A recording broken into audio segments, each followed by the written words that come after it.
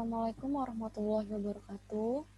Pada kesempatan kali ini saya akan menjelaskan bagaimana cara membuat kelas di Google Classroom.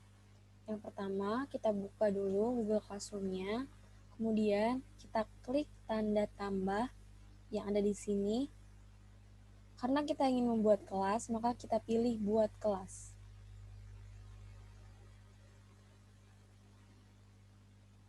Setelah itu kita bisa isi nama kelas, bagian, mata pelajaran, dan juga ruang kelas.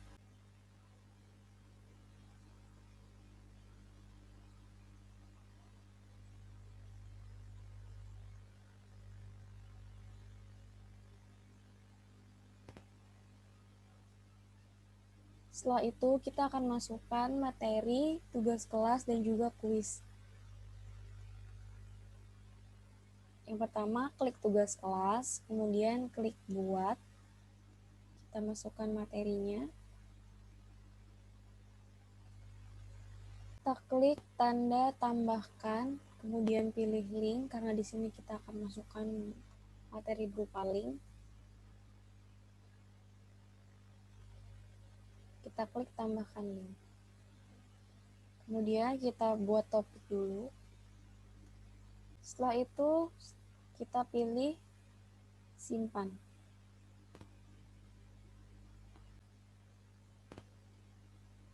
Kemudian kita akan buat tugas. Setelah itu kita bisa tambahkan petunjuk dan juga kita tambahkan filenya. Klik tambahkan, pilih file.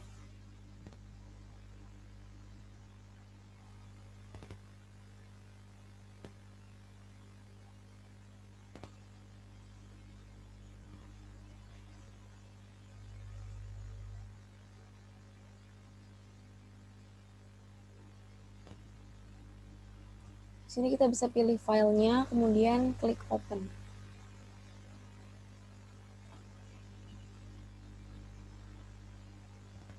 Jangan lupa untuk menambahkan topik dan juga membuat rubrik penilaian.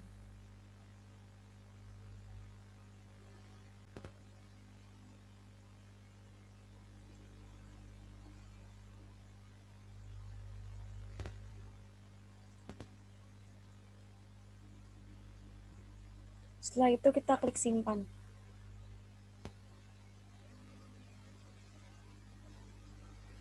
Di sini kita bisa mengatur batas waktu tenggat tugas. Kemudian setelah itu kita pilih tugaskan.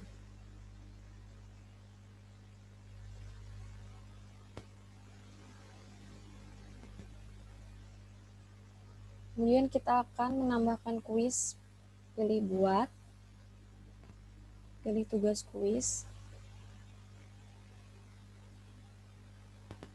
Kita tulis dulu judulnya. Kemudian beri petunjuk. Dan di sini saya akan menyalin kuis dari Quizizz. Jadi saya buka dulu Quizizz-nya.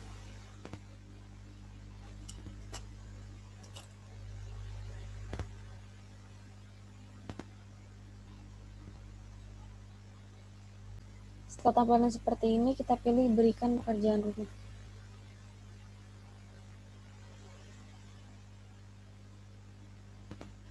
Kita atur dulu batasnya.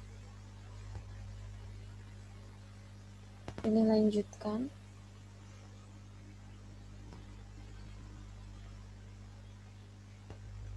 Kita pilih berbagi link. Kita salin dulu linknya. Kemudian kita tempel linknya di sini. Tambahkan link. Setelah itu pilih tugaskan.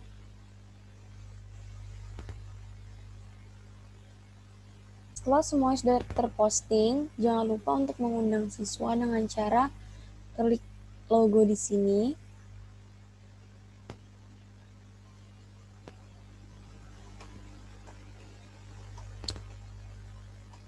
Kemudian kita pilih link undangan, kita salin. Dan selanjutnya kita bagikan ke grup kelas.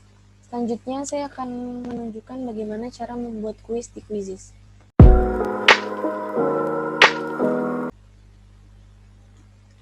kita akan membuat kuis di Quizizz. Yang pertama, kita buka dulu Quizizz-nya. Kemudian, setelah tampilannya muncul seperti ini, kita pilih buat. Setelah itu, di sini ada dua pilihan, kuis dan pelajaran, maka kita pilih kuis. Kita tulis nama kuisnya. Kemudian pilih subjek.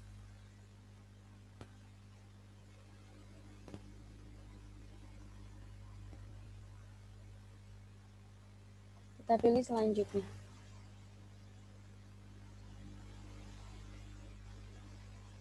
Setelah itu di sini kita bisa langsung tambahkan pertanyaannya. Kita pilih pertanyaan baru, kemudian pilih pilihan ganda. Kita tulis pertanyaannya di sini.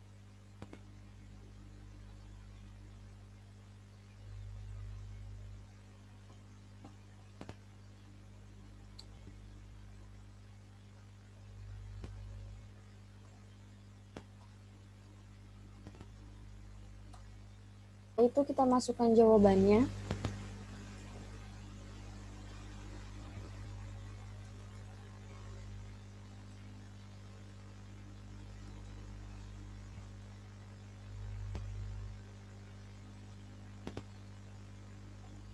Jangan lupa untuk menambahkan jawaban yang betul, klik tanda centang, kemudian kita pilih simpan.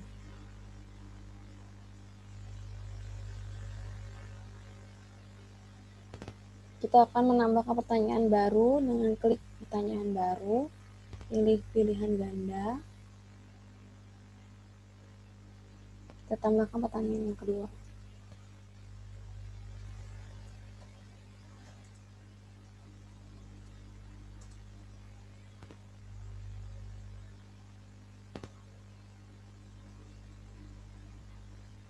Untuk tambahkan jawaban yang benar, setelah itu pilih simpan. Lakukan hal yang sama. Jika kalian ingin buat 10 pertanyaan, maka buat seperti tadi untuk 10 pertanyaan. Setelah pertanyaan yang selesai ditulis, maka kita pilih ini tambahkan nilai. Kita pilih dulu bahasanya.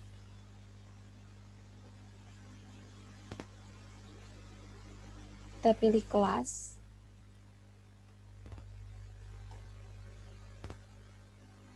Dan di sini kita pilih pribadi. Simpan. Kita pilih kembali.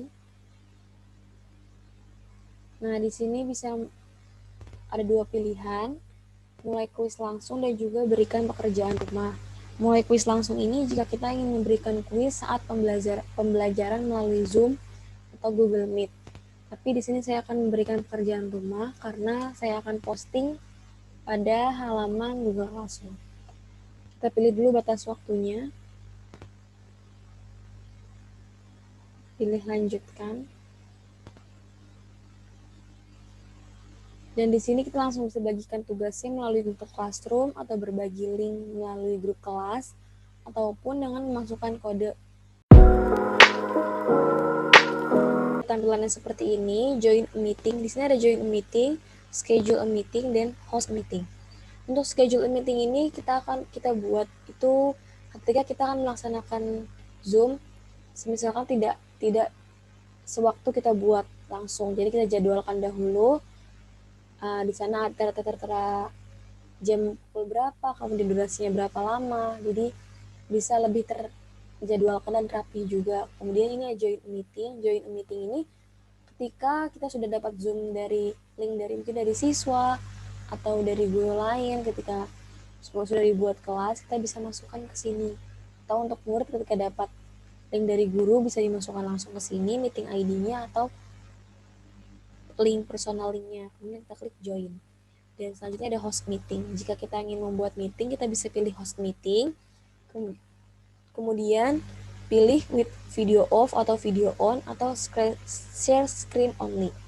Nah, untuk video off ini ketika kita tidak menggunakan video atau ini dengan video, kita akan pilih yang video. Nah, Ketika sudah seperti ini, buka Zoom meeting. Dan meeting sudah berjalan. Assalamualaikum warahmatullahi wabarakatuh. Apa kabar semuanya hari ini? Semoga sehat selalu ya. Waalaikumsalam Dan tetap warahmatullahi semangat. wabarakatuh. Kita sudah sampai ke pertemuan yang kelima. Materi yang kelima yaitu menyiram indahnya keadilan dan kedamaian. Di sini Ibu hanya akan menjelaskan materinya. Nanti setelah Ibu menjelaskan materi, kalian langsung kerjakan tugas 5 Google Classroom dan juga kuis 5 melalui quizzes. Langsung mulai aja ya.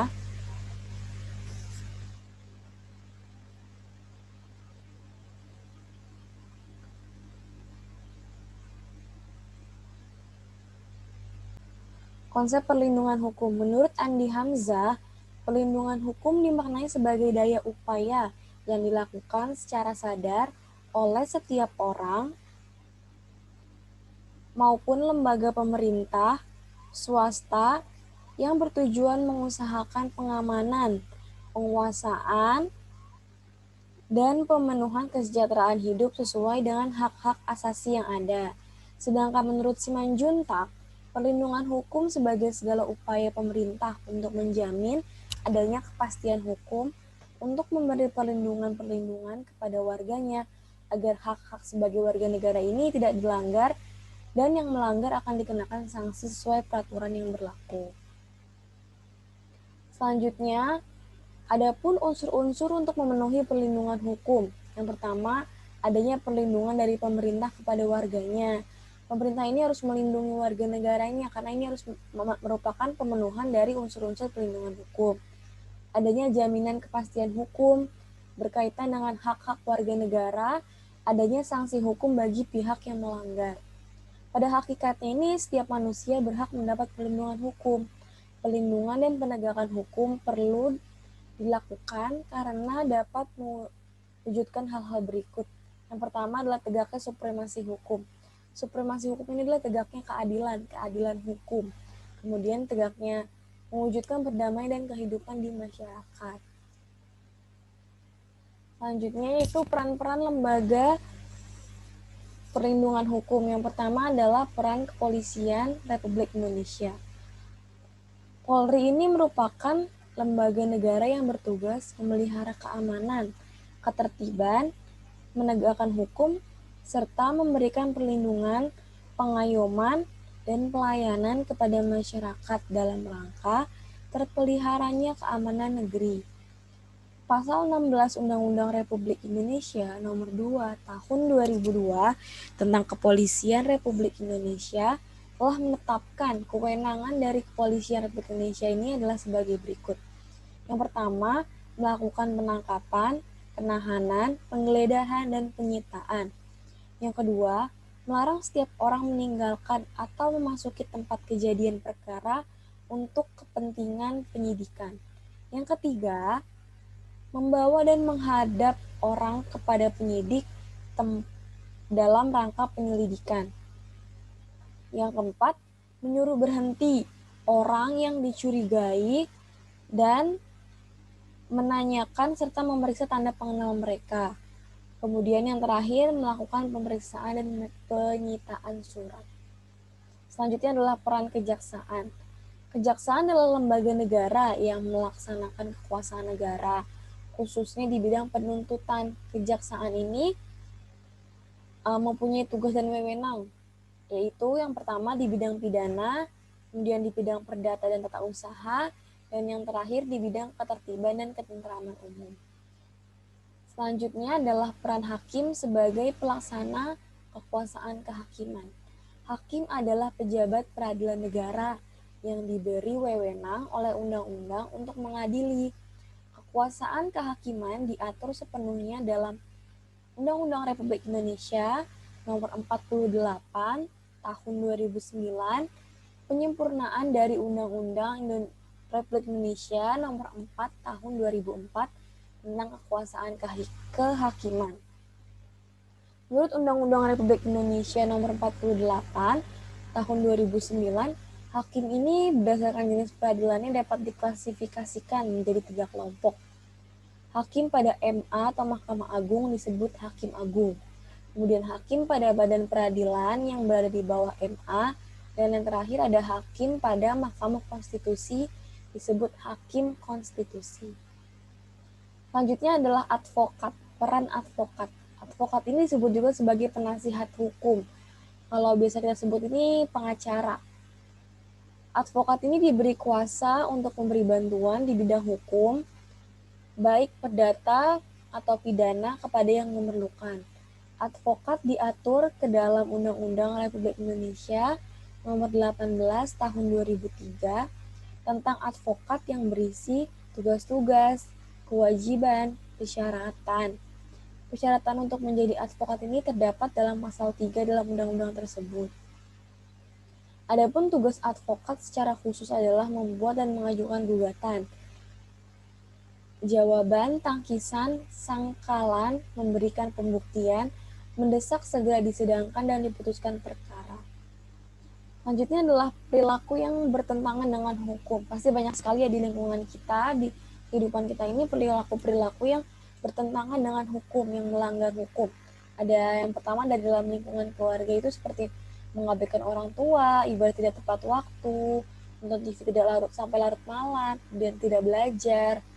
Di lingkungan sekolah pun juga ada seperti mencontek, bolos. Sedangkan di lingkungan masyarakat ada mangkir dari tugas ronda malam, main hakim sendiri, melakukan perjudian, dan masih banyak lagi. Dan selanjutnya adalah dalam lingkungan bangsa dan negara.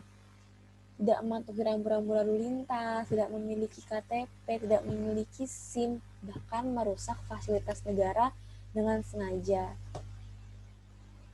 Selanjutnya adalah kepatuhan hukum mengandung arti bahwa seseorang memiliki kesadaran untuk memahami, menggunakan peraturan dan perundangan yang berlaku, mempertahankan tertib hukum yang ada, dan menegakkan kepastian hukum.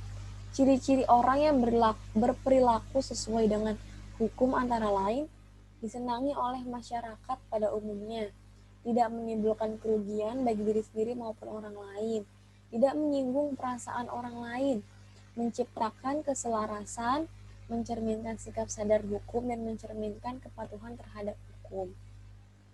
Dan segitu saja materi yang dapat Ibu sampaikan. Selanjutnya kalian bisa langsung mengerjakan tugas 5 yang sudah Ibu kirim file Word-nya di Google Classroom, dan juga ada 10 soal di quizzes. Kerjakan sekarang karena batas waktunya juga singkat dan akan langsung Ibu nilai. Terima kasih sudah hadir pada Zoom kali ini. Semoga kalian sehat selalu dan tetap semangat. Assalamualaikum warahmatullahi wabarakatuh.